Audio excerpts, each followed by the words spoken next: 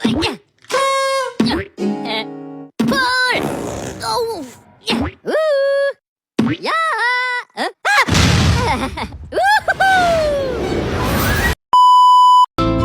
semuanya, perkenalkan nama aku Pika Mustifa dengan NIM 2280250081. Saya dari Prodi Pendidikan Fisika kelas C angkatan 2025. Nah, pada kesempatan kali ini saya akan membahas tentang penggunaan bahasa baku dalam kehidupan sehari-hari, serta mengapa hal ini penting untuk kita biasakan. Setiap hari kita berbicara dan menulis menggunakan bahasa baku. Namun, seringkali kita tidak sadar apakah bahasa yang kita gunakan sudah baku atau belum. Padahal penggunaan bahasa baku sangat berpengaruh terhadap cara orang lain menilai cara kita berkomunikasi, apakah kita terlihat sopan, profesional, dan terdidik, atau sebaliknya. Sebelum kita membahas lebih jauh tentang bahasa baku dan tidak baku, mari kita pahami terlebih dahulu. Nah, bahasa baku adalah bahasa yang sesuai dengan kaidah tata bahasa, ejaan, dan kosakata yang telah ditetapkan dalam Kamus Besar Bahasa Indonesia atau KBBI. Bahasa ini digunakan dalam situasi resmi seperti saat berbicara di sekolah, menulis surat lamaran, atau berbicara di depan umum. Sementara itu, bahasa tidak baku adalah bentuk bahasa yang seringkali kita gunakan dalam kehidupan sehari-hari. Contohnya seperti bersifat santai dan tidak mengikuti aturan ejaan yang benar. Contohnya contoh dalam menggunakan bahasa baku yaitu tidak, membuat, bagaimana, mengerti, sudah.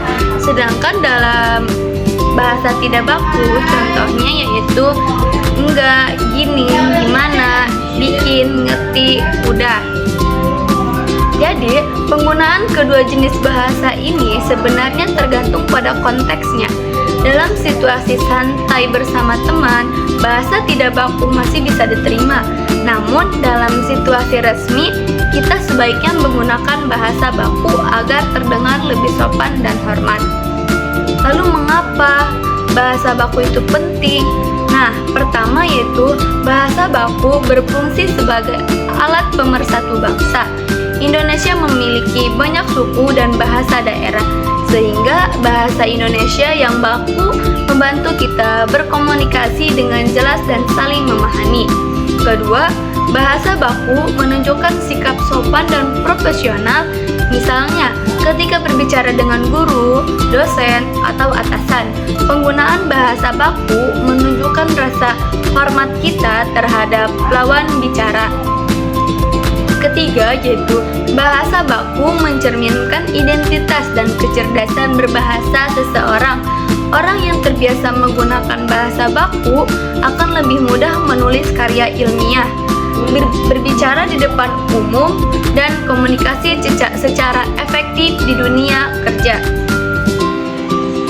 Singkatnya yaitu bahasa baku adalah cerminan karakter kita sebagai pelajar dan warga negara yang baik. Gimana ya cara untuk memahaminya lebih jelas? Yaitu, mari kita lihat contoh berikut. Bayangkan kamu sedang mengirimkan pesan lamaran kerja. Contoh tidak bakunya itu, halo kak, aku mau ngelamar kerja nih, boleh kirim CV-nya ke sini gak? Nah, itu tuh contoh dalam bahasa tidak baku. Sedangkan contoh dalam bahasa baku yaitu, dengan hormat, saya bermaksud mengajukan lamaran pekerjaan pada posisi yang tersedia di perusahaan Bapak Ibu. Nah, dari contoh tersebut kita bisa melihat bahwa kalimat baku terdengar lebih sopan dan profesional, sedangkan kalimat tidak baku terdengar santai dan tidak formal. Ini membuktikan bahwa pilihan bahasa bisa mempengaruhi kesan yang kita berikan kepada orang lain. Lalu, bagaimana cara kita membiasakan diri dalam menggunakan bahasa baku? Nah, di sini ada beberapa langkah sederhananya, yaitu 1.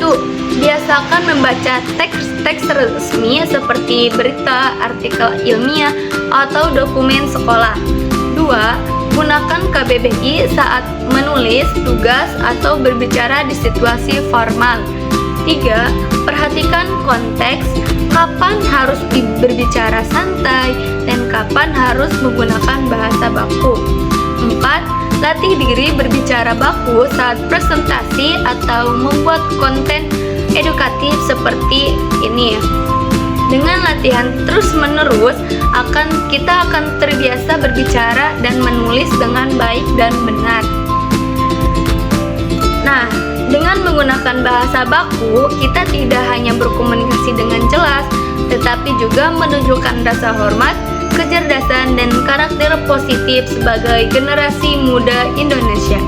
Mari kita biasakan menggunakan bahasa Indonesia yang baik dan benar, dimulai dari diri kita sendiri. Terima kasih telah menonton. Saya Pika Musifa. Sampai jumpa di kesempatan